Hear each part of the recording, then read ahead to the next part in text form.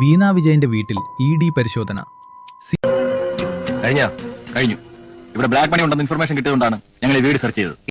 എന്താ നിങ്ങൾ വിചാരിച്ചത്? മകളെ പറ്റി പറഞ്ഞാൽ ഞാൻ വല്ലാതെ കിടങ്ങി പോകുന്നതാണ്. പച്ച കള്ളമാണ് നിങ്ങൾ ഇവിടെ പറഞ്ഞത്.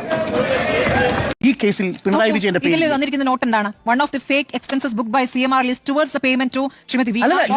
എന്നോടൊന്നും ചോദിക്കുന്ന കണ്ടില്ല, ഞാൻ അവിടെ ഉണ്ടായിരുന്നു മാത്രം. ഇതിന്റെ പേര് സെർച്ച് എന്നല്ല, ഈ കാണിച്ചിട്ടിരിക്കുന്നതിന്റെ പേര് തെമ്മാടിത്തരമെന്നാ.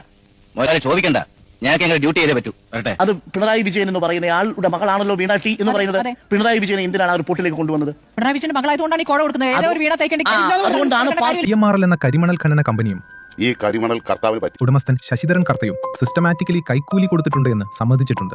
മനസ്സിലായില്ലേ? അതല്ലല്ലോ, അതാണല്ലോ ഇവിടുത്തെ പ്രശ്നം. അതല്ലല്ലോ ഇവിടുത്തെ പ്രശ്നം. പാർട്ടി ചിലർ പറയുന്നത് പോലെ ഈ എത്രയോ കൂടുതൽ നമ്പർ പറയുന്നില്ലേ? അരുൺകുമാർ, CMR ഉപയോഗിക്കുന്ന 4 സോഫ്റ്റ്വെയർ ഏതൊക്കെയാണ്? Power builder, MS office, outlook, Tally. എന്റെ സംശയമുണ്ടോ? സേവനം എന്താണെന്ന് നിങ്ങൾക്കറിയാമെങ്കിൽ പറയാം, വീണക്കറിയാമെങ്കിൽ പറയാം, പിണറായി വിജയൻ അറിയാമെങ്കിൽ പറയാം. ഒരു ബാങ്ക് അക്കൗണ്ട് അവർ ക്ലോസ് ചെയ്തിട്ടുണ്ട്, അത് ശരിയാണ്. ഒരു അക്കൗണ്ടാണ് അത് വസ്തുതയാണ്. 2 കാര്യങ്ങൾ ചെയ്തിട്ടേ ഈ മുറിയിൽ നിന്ന് പുറത്തിറങ്ങാൻ പറ്റൂ. ബാങ്ക് അക്കൗണ്ട് ഈ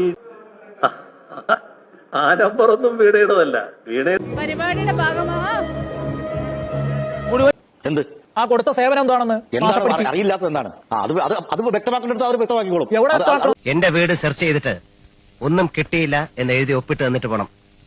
ഒരാളെ വീണ വിജയൻ എന്ന് പറയുന്ന ആൾക്ക് വേണ്ടി പിന്നെ ഇടി വന്നപ്പോൾ അതെന്തിനാണ് പാർട്ടി ഏറ്റെടുത്താൻ ചോദ്യം. ആ ചോദ്യം 2 ഈ വാരി വലിച്ചിട്ടിരിക്കുന്ന സാധനങ്ങള് പഴയതുപോലെ ഇരുന്നെടുത്ത് അടുക്കി വെച്ചിട്ട് പോണം.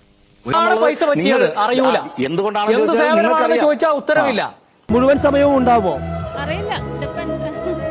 വെറുതെ പ്രഷർ കൂട്ടണ്ട.